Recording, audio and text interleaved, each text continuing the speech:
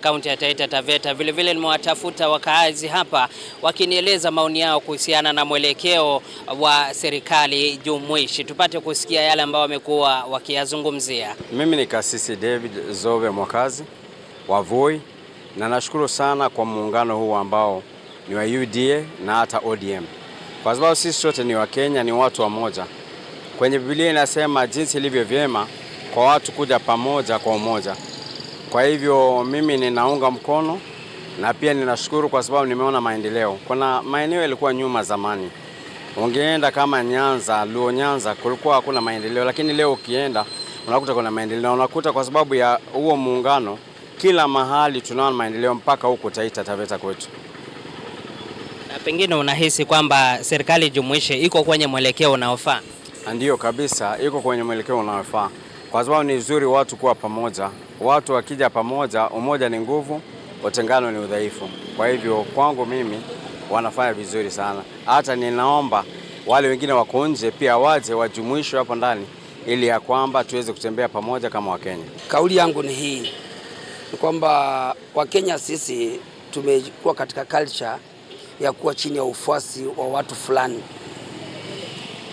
Niseme kwamba hii imechangia sana changamoto kwanza ya kuona kwamba Wakenya hawawezi kaa chini wakafanya maamuzi kama wana Kenya.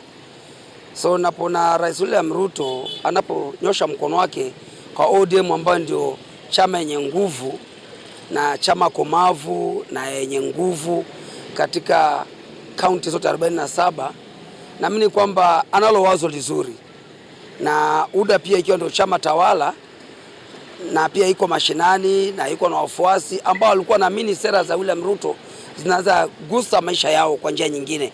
Kwa mtazamo wangu naona kukaa kwa pamoja ni jambo la kukumbatiwa na Wakenya, kwa sababu na unahisi hali hiyo imeboresha maendeleo nchini?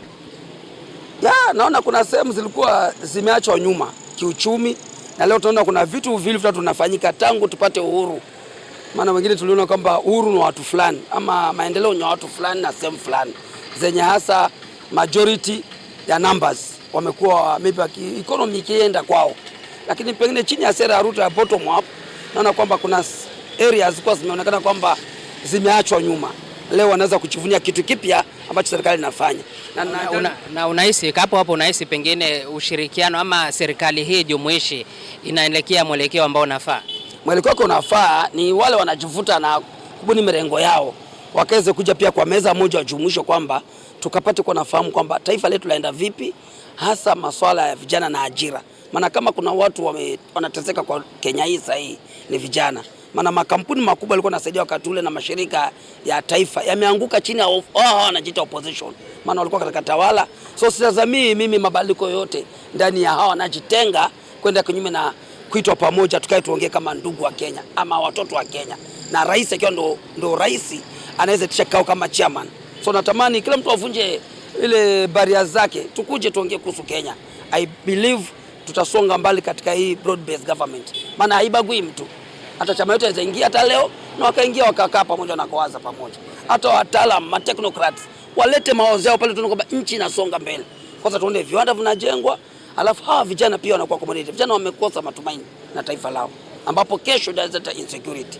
So mimi muungano wa chama tawala na chama kubwa cha upinzani Kenya wanapoungana, kwangu mimi nasikia vizuri. Na ndio maoni yao Joash Onsare kuhusiana na swala hili letu la leo. Naregesha usukani kwako studioni kuendelea na mjadala huu. Mie ni Julius Mariki, kaunti ya Taita Taveta. Kwako studioni.